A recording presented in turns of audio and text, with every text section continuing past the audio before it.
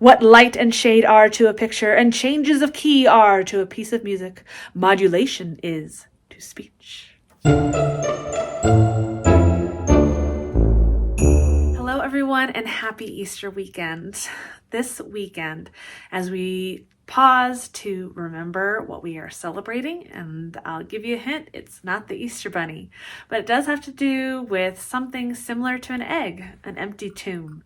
In fact, the use of eggs at Easter time started as a Christian tradition to remind us of how there is the egg, and then inside there is the golden heart of Jesus, and he was not there anymore. He was gone. He is risen. He is risen indeed. So in celebration of Easter, I thought it would be really fun to go through an Easter service from this book. Now, this was published in 1900, and you can see it's actually quite falling apart. So the full title is The New Century Speaker and Writer, with etiquette for all occasions, for home, school, and platform. And the whole front of the book is full of elocution techniques and ways to project and the way that you should deliver your speeches. And anyone familiar with Anne of Green Gables will recall how she was known for her recitations and the way she would deliver these memorized stories and poems. For example, elocution is both a science and an art, resting on positive laws. As in the case of every other art or science, they are never given to us by nature fully worked out. Therefore, we must develop them by study and practice. Or the voice. The voice is almost everything in speaking and reading. It is the exquisite instrument which responds to our feelings and vibrates under the will of the speaker. The grandest speeches seem dead without the living voice. We can read them, but we never heard them.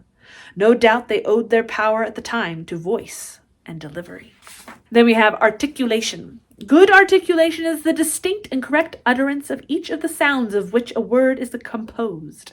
These sounds formed by the organs of speech are 46 in number, and they are divided into vocal sounds, aspirate sounds, combined sounds. And then they have exercises in articulation. And they have modulation. Modulation consists in such a use of the voice as will convey the thought in the best manner. It is partly made up of pitch, tone, and inflection, and at the same time it is something above and beyond them. What light and shade are to a picture, and changes of key are to a piece of music, modulation is to speech. And then we've got motions. What motions should you do? Regular movements, surge, a slow motion, quick motion, harsh motion, calm at sea, the noise of a waterfall, war and peace. Force and energy. The ease or difficulty which some people find in using these qualities depends very much upon the nature of the person. Perhaps one half upon the physical condition of the person, and one half on the power of his mind. A person with a powerful mind and a weak body cannot make a forceful speaker. Neither can a person with a weak mind and a strong physical body. Then we have gesture, a whole section on gesture. Gesture is that part of elocution which appeals to the eye rather than the ear. We have some exercises here. And then we have facial expression. Facial expression is the emotional thought of the mind acting upon the nerves and muscles of the face, creating a physical change with every new idea. And we have hope and anger and thoughts upon that. So that's what we'll be getting into today.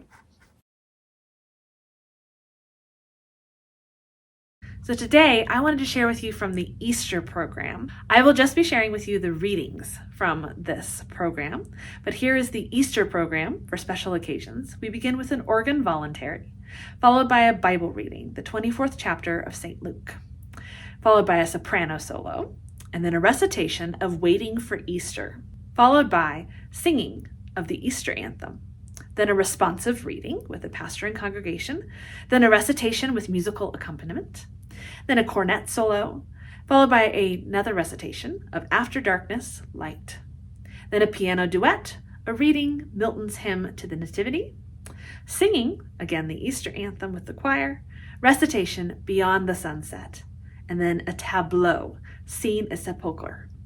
Now, one of your first questions might be, what's a tableau? So a tableau is really fun. Tableau vivant is something that began, or at least it was very common in the Regency period. there's a whole scene in the middle of Mansfield Park where they're getting ready to put on a tableau.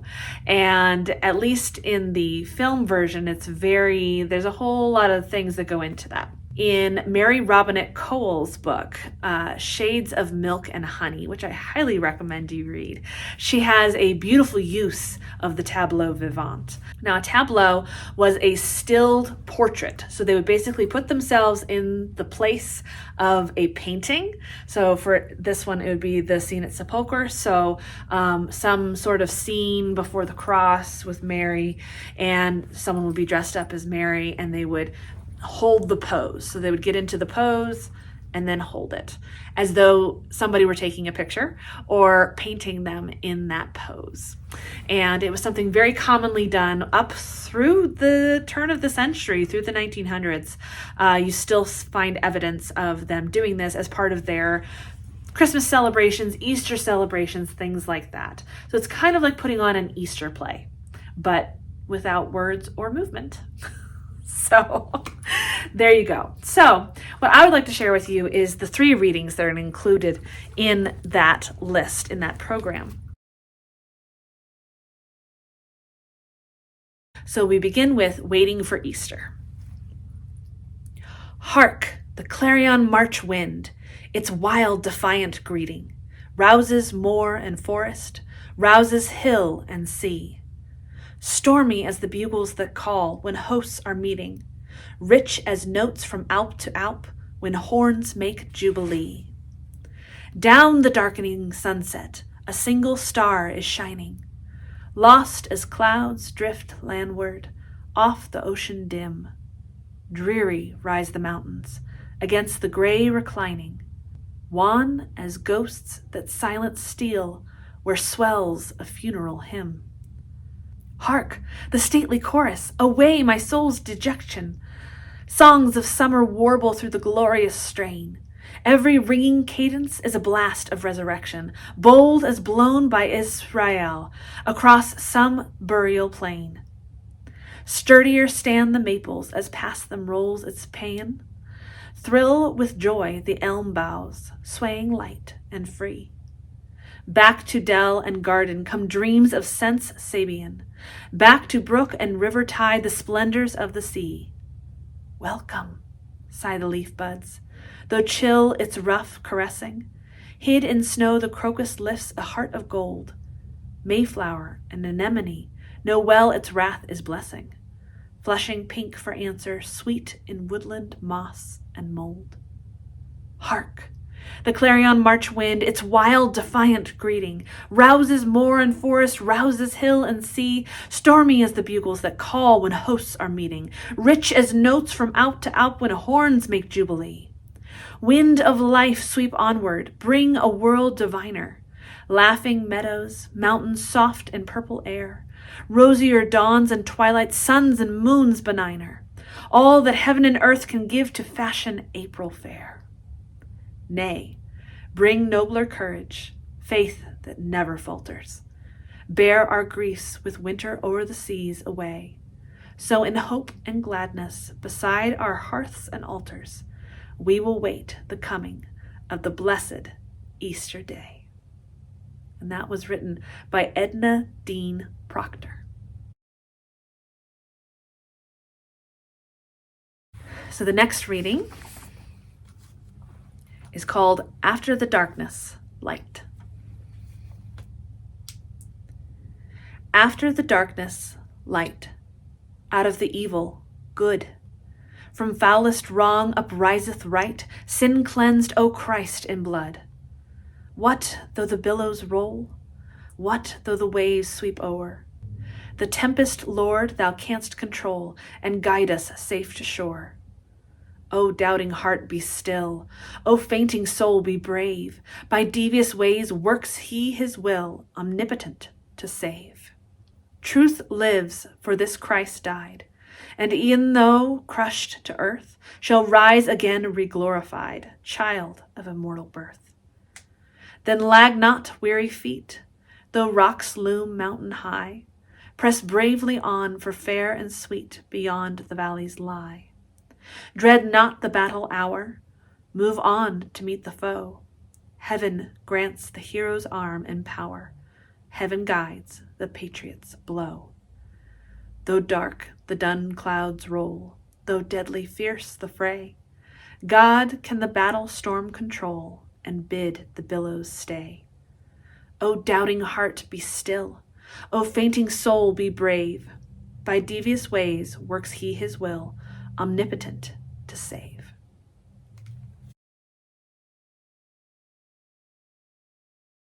And finally, we have Beyond the Sunset.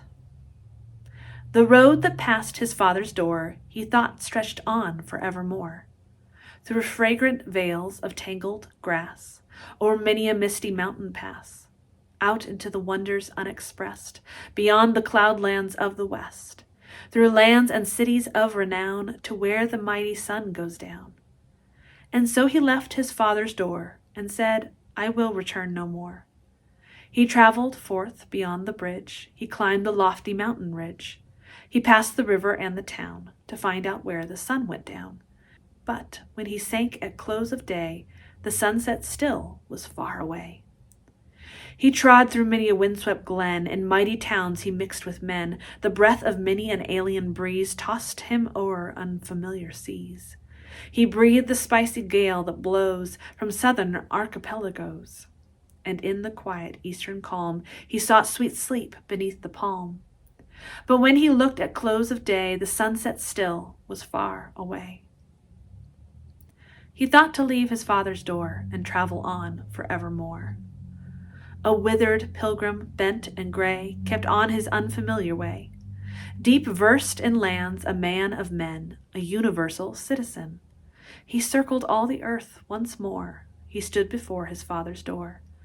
Though many years his father slept upon the mountainside unwept, he stood there wrinkled, worn, and brown. He stood there as the sun went down. And in twilight dim and gray, the sunset was not far away.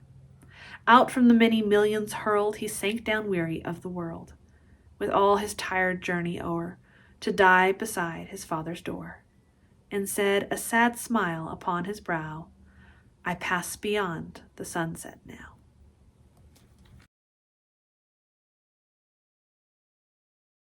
And then because I didn't much care for the last one, I didn't think that was a very good one to end on for Easter.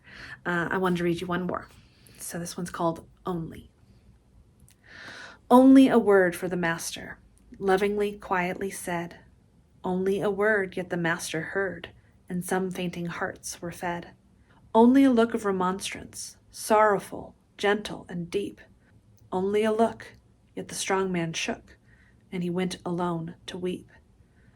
Only some act of devotion, willingly, joyfully done. Surely 'twas not, so the proud world thought, and yet souls for Christ were won. Only an hour with the children, pleasantly, cheerfully given, yet seed was sown in that hour alone, which would bring forth fruit for heaven. Only, but Jesus is looking, constantly, tenderly down, to earth and sees those who strive to please, and their love he loves to crown. That was written by Charlotte Murray.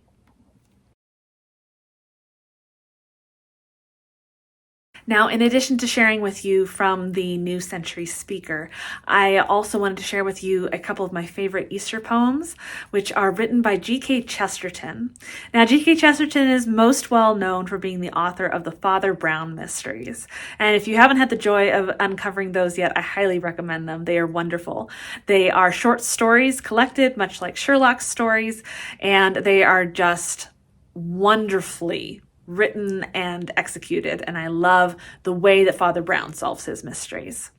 So G.K. Chesterton was also a very prolific author. He wrote a lot about his faith and about why he believed what he believed, and a lot of that comes through in the Father Brown mysteries, but he also wrote some poetry. And so I wanted to read you a couple of those. So we're going to begin with Easter Sunday.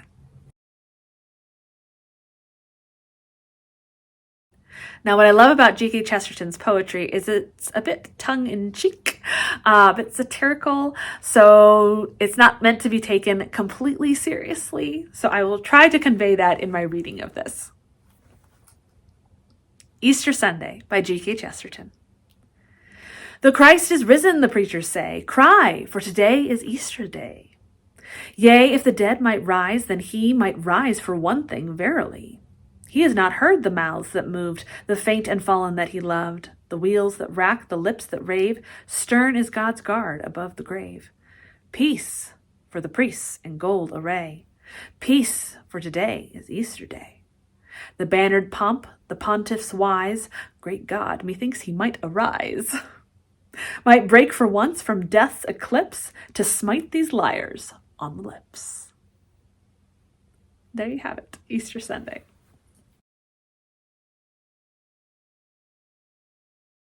So another one of my favorite ones is called The Donkey, and this is another one that is a little bit tongue-in-cheek. When fishes flew and forests walked and figs grew upon thorn, some moment when the moon was blood, then surely I was born. With monstrous head and sickening cry and ears like errant wings, the devil's walking parody on all four-footed things. The tattered outlaw of the earth, of ancient crooked will, starve, scourge, deride me. I am dumb. I keep my secret still. Fools, for I also had my hour. One far fierce hour and sweet. There was a shout about my ears and palms before my feet.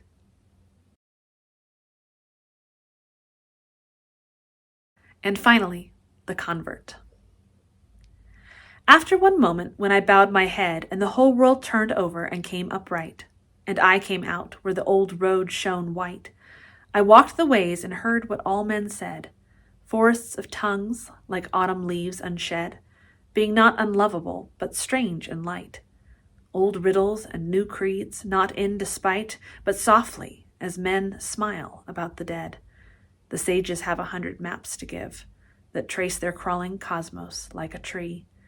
They rattle reason out through many a sieve that stores the sand and lets the gold go free. And all these things are less than dust to me, because my name is Lazarus, and I live.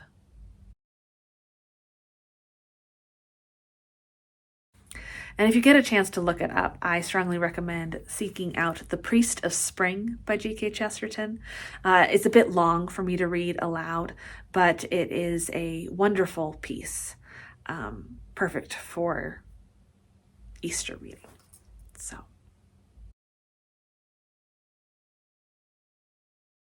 thank you for joining me today. I hope that you will have a truly blessed Easter weekend. He is risen. He is risen indeed. Happy Easter.